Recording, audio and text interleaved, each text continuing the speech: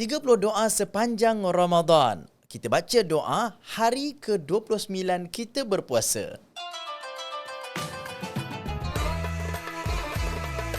Bismillahirrahmanirrahim. Allahumma ghashini fihi birrahmah warzuqni fihi taufiqa wal ismah wa tahhir qalbi min ghayahibit tuhmah ya rahiman bi'ibadihil mu'minin.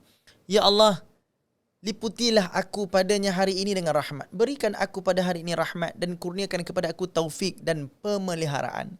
Serta sucikanlah hatiku daripada noda-noda fitnah. Wahai yang maha penyayang terhadap hamba-hambanya yang beriman. Walhamdulillahirabbil alamin.